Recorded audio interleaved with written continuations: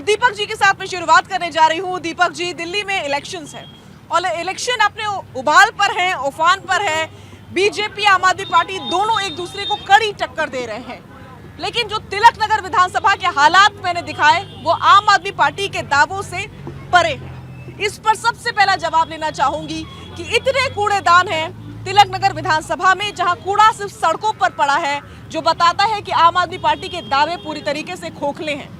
आपको याद होगा, आज से ठीक 2 साल पहले दिल्ली के अंदर जब मेयर का चुनाव हुआ तो ये मेयर का चुनाव नहीं होने दे रहे थे, हमें उसके लिए कोर्ट जाना पड़ा।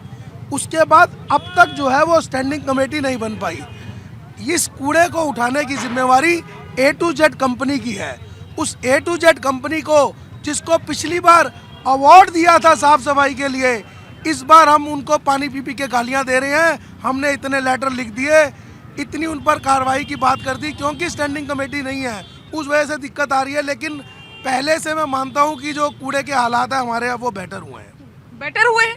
लेकिन अब से कुछ देर पहले जो तस्वीर मैंने दर्शकों को दिखाई वो बताती है कि हालात बिल्कुल भी बेटर नहीं है। चलिए बात को आगे बढ़ाती हूँ। क्या वाकई ये मान लिया जाए कि एमसीडी की जिम्मेदारी नहीं है कूड़ा साफ करवाने की? नहीं, बिल्कुल एमसीडी की जिम्मेवारी है।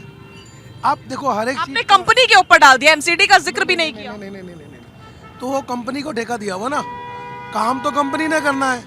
एमसीडी ने तो काम कंपनी को दे दिया, उसी कंपनी को पहले हमने अवार्ड दिया था, आज वही कंपनी काम नहीं कर रही। तो एक अलग किस्म की दिल्ली की सरकार को, दिल्ली में एमसीडी को बदनाम करने की जो है एक साजिश जो है वो भाजपा द्वारा रची जा रही है। वो कंपनी काम नहीं करी तो कोई और कंपनी काम करेगी। हाँ, तो मैंने आपको बताया, क्योंकि स्टैंडिंग कमेटी नहीं बनी है।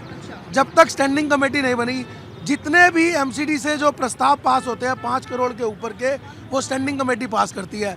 आज स्टैंडिंग कमेटी का जो सुप्रीम कोर्ट में उसका मामला चल रहा है स्टैंडिंग कमेटी का, तो उसके अंदर दिक्कतें तो हैं। लेकिन दीपक जी, अभी मैं केशवपुरम मंडी में ही कुछ लोगों से बात कर रही थी, लोग कह रहे थे कि सफाई होगी कैसे, पैसे तो देते नहीं हैं ये लोग।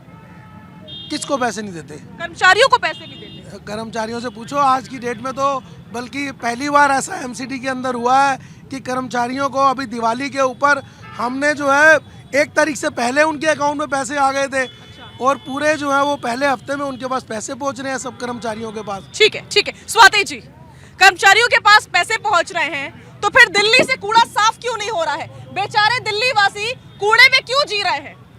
भारत के इतिहास में एक से एकाल शूरवीर पैदा हुए हैं। अब दिल्ली की राजनीति विशेष रूप से एक ऐसे शूरवीर को देख रही है जो चिट्ठी वीर हैं, जो हर बात के लिए चिट्ठी लिख रहे हैं। एमसीडी जो इनके कंट्रोल में है, उसके अंतर्गत एक कंपनी को ठेका दिया गया है, वो उसको भी चिट्ठी लिख रहे हैं। तो दिल्ली की जनता इस बात को देख रही है कि जो फुल एंड फाइनल जो चीज इनके अंडर कंट्रोल है, उसको तो ये कंट्रोल ही नहीं कर पा रहे हैं, उससे तो ये काम ही नहीं करवा पा रहे हैं। आसपास आप अभी हम सबने जाकर के देखा, कूड़े की स्थिति जो थी वो सब और सब, ये ऐसा तो नहीं और कह रहे बीजेपी काम नहीं करने देती है। तो इसका क्या मतलब है कि ये साफ करते रहते हैं झाड़ू से, और पीछे से जो भाजपा वाले हैं वो आकर के कचरा डालते रहते हैं? क्या ये इनके कहने का ये मतलब है कि भाजपा नहीं काम करने देना चाहती है? एमसीडी जो इनके पास है, कम से कम पहले उससे तो काम करवा के सफाई स्वच्छता जो है वो एक बहुत बेसिक नीड है किसी भी शहर के लिए, किसी भी जहाँ पे लोग रहते हैं जनता के लिए। तो पहले ये बेसिक जो नीड है उसको तो पूरी करके दिखाए, फिर दिल्ली की बागडोर को संभालने की बात करेंगे। ठीक है। जेपी लोहिया जी का मैं जिक्र करूंगी, बिल्कुल आऊंगी आपके पास। एक बार हाजी नाजिम का मैं सीधे रुख कर रही हूँ। हाजी नाजिम साहब, दिल्ली में गंदगी कितनी है ये किसी से छुपा नहीं है। कूड़े के पहाड़ों का जिक्र बार बार होता है, इलेक्शन से पहले होता है, इलेक्शन से के बाद होता है, लेकिन कूड़े के पहाड़ जो है वो खत्म नहीं होते। लेकिन दूसरी तरफ हम अलग अलग विधानसभा में जाए, अलग अलग इलाकों में जाए, जैसे कि आज जब तिलक नगर विधानसभा में खड़े हैं, तो यहाँ पर भी गंदगी कम नहीं है। बेचारे लोग गंदगी से त्रस्त हो रहे हैं, महंगाई कम नहीं है, महंगाई से त्रस्त हो रहे हैं। इनफैक्ट जो विधायक है इलाके के, वो लोगों को चेहरा नहीं दिखाने आते हैं सालों साल, लेकिन उनके बड़े बड़े बैनर और पोस्टर सब कहीं छप जाते हैं। इस पर क्या कहेंगे आप? हाँ साजिया जी, देखिए मेरी दिल्ली की सम्मानित जनता बहुत भोली है, जो बड़ी जल्दी बहकावे में आ जाती है और वोट दे देती है, फिर बाद में 5 साल पछताती है। क्योंकि अभी जब कूड़े की बात आती है तो मेरे भाई जो हैं कोई कहते नहीं कि हाँ जी देखिए हमारी नाली या हमारी सड़क पर कितना कूड़ा नहीं करेंगे, लेकिन इन्होंने पहाड़ जो दिल्ली में गाजीपुर कूड़ा का बना हुआ है उसको हटाने की भी बात इन लोगों ने करी थी, लेकिन वो कूड़ा तो नहीं, कूड़े का पहाड़ तो हटाने। हमारे यहाँ जो दिल्ली की 70 विधानसभा है वहां पर भी अभी तक कूड़ा ऐसा का ऐसे ही है। ये हमेशा भाजपा के बी टीम वाला काम करती है। कूड़ा हटाना क्या भाजपा का काम है फिलहाल? हाँ सुन लीजिए, मैं तो देखिए आम आदमी पार्टी की भी बात कर रहा हूँ, भाजपा की भी हक इंसाफ की बात कीजिए, जबरदस्ती भाजपा को वहां मत घसीटिए जहां उसकी जरूरत नहीं है। एमसीडी का जो काम है, जब अगर बीजेपी एमसीडी में होती तो हम सवाल एमसीडी पर बीजेपी के लिए उठाते, लेकिन अभी अगर आम आदमी पार्टी है तो आम आदमी पार्टी पर सवाल उठाइए ना, ताकि काम तो हो लोगों के लिए। वो जो गंदा पानी, गटर का पानी लोगों के घरों में जा रहा है पीने वाला, वो खत्म हो सके।